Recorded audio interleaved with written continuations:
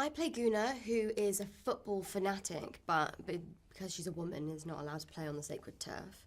And she stumbles across this caveman, Doug, who is a bit of a loose end when the Bronze Age in which she lives wants to take over his valley. And him and his tribe have to play said Bronze Age at a game of football. Yeah. And they're all pretty terrible, but she's really good. And so she decides to help them. And in turn gets to also play on the sacred turf with the tribe.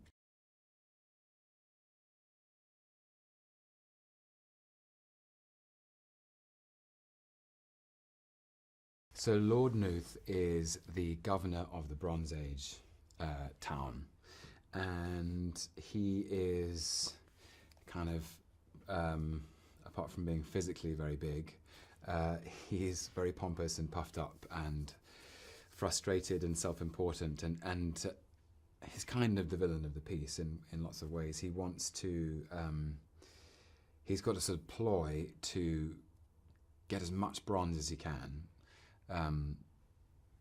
elevate his own status and use the early man tribe to work down the mines to find more bronze.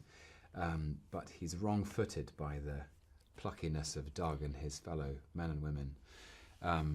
So yeah, he's just a kind of frustrated middle manager, really, in the wrong place.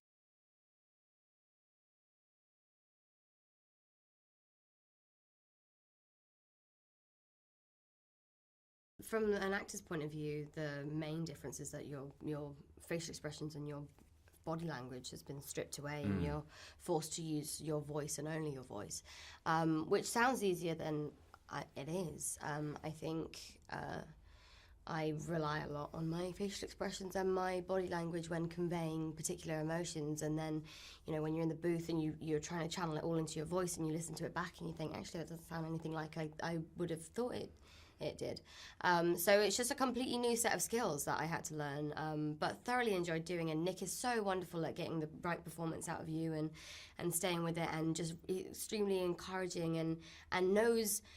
It's strange when you're talking about like just one simple line of dialogue and the way in which he can explain what he's trying to get from it, and the words he uses to make you understand how he wants to hear this particular line.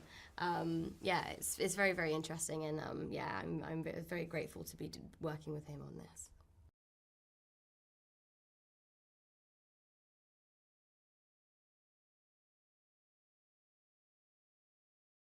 Yeah, I think it's the challenges in finding the vocal energy to match the larger-than-life physical energy of these clay characters, because there's something unnaturalistic about the vocal performance, especially Nooth, who is larger than life in so many ways. But I enjoyed it very much, and I've been such an admirer of Aardman and of Nick Park for so long, and he made me laugh endlessly in the sound studio, and it was a sort of, you know, game of tennis where he would suggest something and I would do it, and he would go, oh, that's good, try this, and it felt very free and fun and experimental, and he seemed happy, so yeah.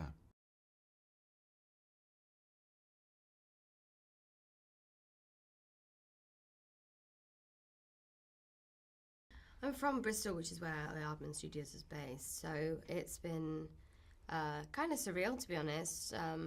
I grew up so hooked on these films that I actually tried to make my own stop motion little clips, I guess. I don't even know if there'd be clips. It'd probably be maybe like 10 pictures. But yeah, I was just so inspired by these films from a very, very young age, and it really is just surreal and a dream come true. And seeing Goona for the first time, the puppet, was a really, really special moment for me. And I think it's a lot of people's dream to have a little, well, either to have like a version of themselves in the Aardman world, or to, you know, have their own character that they bring to life. It's special. It's really special.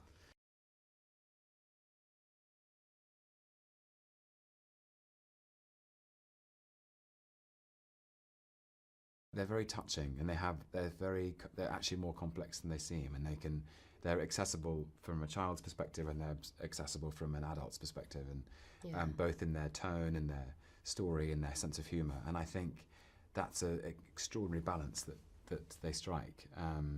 So I just feel very lucky to be in them.